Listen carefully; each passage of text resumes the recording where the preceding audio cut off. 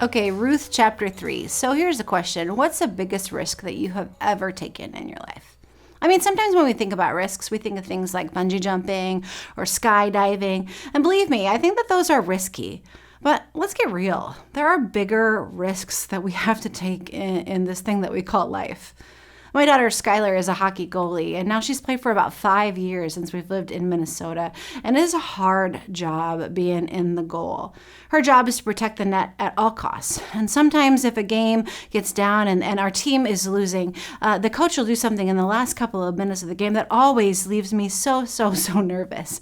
What they'll do is they'll call her off of the ice so that they can have an extra forward, leaving the goal completely vulnerable and exposed, leaving that net just right there in the open.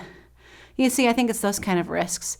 Those risks that leave us vulnerable and exposed. Those risks that we wonder, oh my gosh, was that even worth it? This is what we read about in Ruth chapter 3. Boaz in chapter 2 has been kind to Ruth. He's shown her generosity and kindness, and in turn, her mother-in-law Naomi generosity and kindness.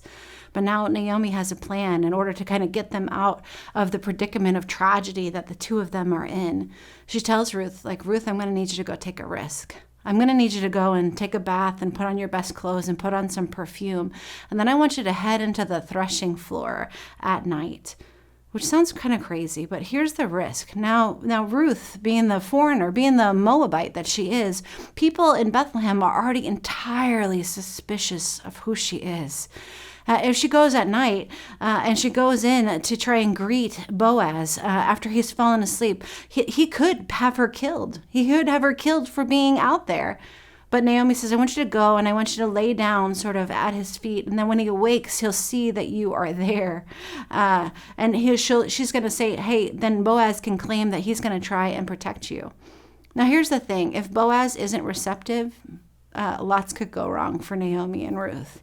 If Boaz isn't receptive to Ruth being there, both of them could be killed or jailed. So this has a huge consequence. But Ruth listens to her mother-in-law, and that's what she does. She goes and she lays at Boaz's feet. And when he wakes up, he's startled by her presence. But then he says, who are you? And then she says something where she stands and she says, I am Ruth. I am Ruth. Kind of like, I am your equal. Boaz replies, this kindness is greater than what you showed earlier. You haven't run after the younger men. Instead, you're right here with me. Don't be afraid. I'll do whatever it does to take care of you because I know that you are a woman of noble character. You see, she takes the risk so that she and Naomi can be under his financial protection in that country, meaning that he will do whatever it takes to marry her. So she's the one who's asking. This is the huge risk.